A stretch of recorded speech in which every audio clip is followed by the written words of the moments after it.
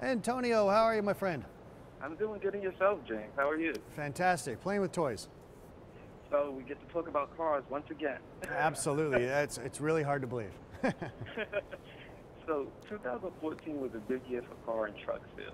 Why do you think this is so, and what should we expect for 2015? Also, what has debuted in Detroit that should contribute to big sale numbers in the next few years?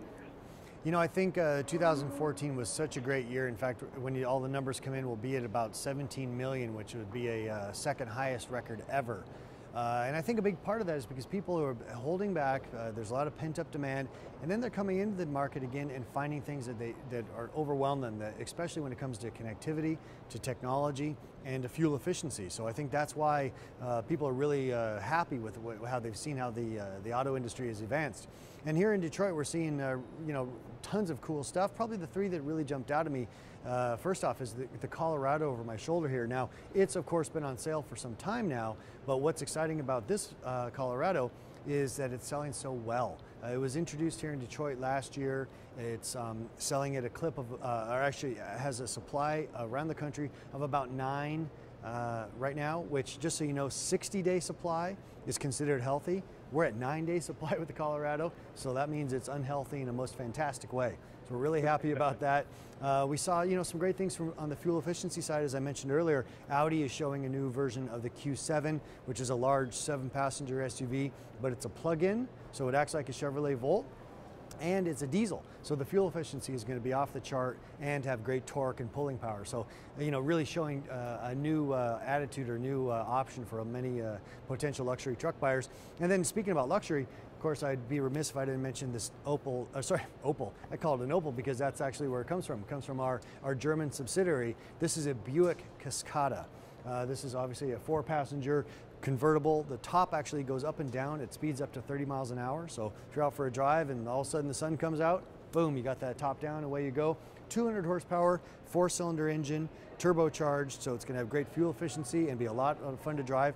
For my money, it really is going to be one of those cars that the first time you see one on the road, you're going to say, oh, there's a new car from BMW or Audi or something like that. And then you get closer and you realize it's a Buick. So it's really going to help kind of transform the image of this great brand. I've seen a couple of pictures of the Buick and it looks absolutely beautiful. It is. I must say. Yeah, I'm quite looking forward to driving one. Can you tell us about the latest in electric vehicles? Are they becoming more popular with Americans, even though gas prices continue to track low? Well, the sales have not been where many people have expected, so they haven't really caught on. But I think it's more important to realize that they're not going away. In order to hit the fuel efficiency and emission standards that are going to be mandated here in the U.S. and around the world, the only way to do that is to get the gasoline turned off, so to speak, and run on electric power. And here in Detroit, we're seeing 2 exciting new electric cars. One is, of course, the Chevrolet Volt, which you're already familiar with. But Volt owners are amongst the most satisfied and most excited owners of any car in the industry. Many surveys from J.D. Power and others have proven that point. And they love to tell you what they love about the car. So we have a lot of different clinics where we'll speak to them, find out what they love about it, and find out some things that they might want to change. One of them being the fact that the current Volt is a 4-passenger car. Now with this new Volt, we've taken it to 5-passenger. We've improved the interior, made it a little easier to use, not quite as techy, if you will. And improve the electric-only range. The current generation does about 38 miles on a charge. This new one's going to be over 50.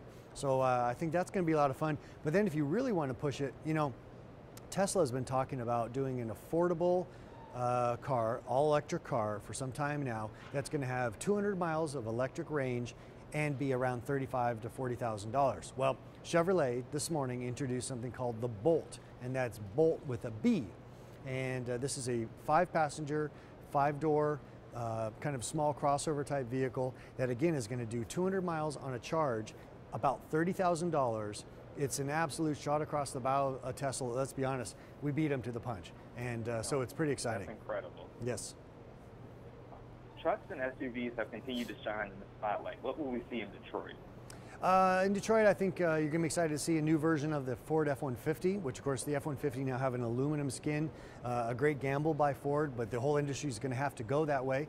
to make vehicles lighter weight to get those fuel efficiency standards we talked about.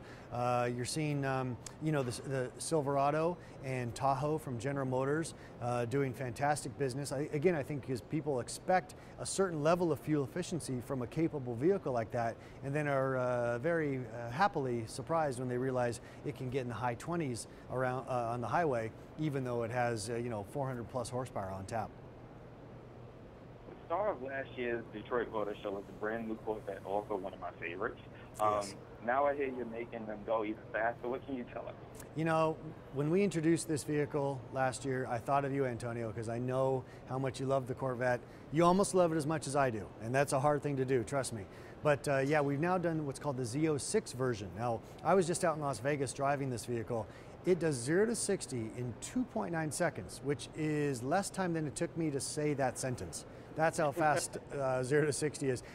Braking, I mean, if you got this kind of acceleration, you've got to have world-class brakes. It will go from 60 to 0 again in less than 100 feet, which is supercar, Ferrari, Porsche, Lamborghini territory.